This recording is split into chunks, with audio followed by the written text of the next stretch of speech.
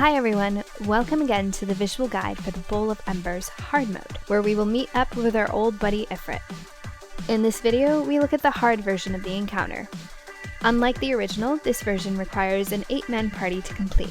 At this time, raid composition for this encounter usually calls for a paladin for stuns and a summoner or black mage for their limit breaks. We begin by tanking him against the far side of the arena.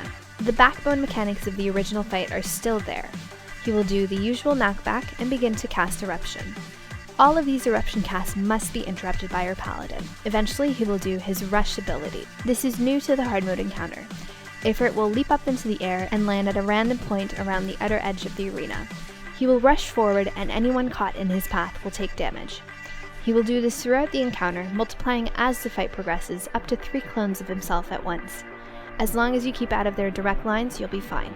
This first phase is mainly a burn while interrupting and avoiding the rushes. Note that he casts Eruption after each major ability, so Paladins should be prepared to interrupt all of these. As stuns have diminishing returns, it's important not to interrupt anything unnecessarily. Each interrupt also counts towards your limit break, which is important later on.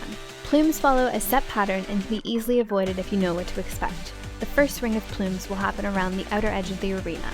After a few seconds, they'll spawn in the center of the room. You're used to this though, you've seen this pattern in the story mode. Phase 2 begins at 50% with 4 nails spawning around the center of the room. Here is where your Black Mage or Summoner limit break comes in handy. The AoE limit break will bring each nail down to around 15%, at which point they can easily be focused down. This is technically the only time limit break you need, so the next limit breaks can be used at your group's convenience.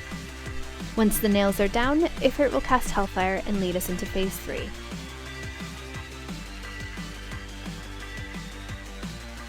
At this point, eruptions will one-shot anyone standing in them, so interrupts are absolutely imperative here. Avoid the rush and keep an eye out for plumes. At this point in the hard mode, another cluster of plumes will occur after the normal pattern that will engulf the entire arena except an area around Ifrit. All ranged and healers must stack in a safe zone before returning to their positions. As long as you remember this pattern, outside, inside, everywhere, you'll dance around these plumes like a pro.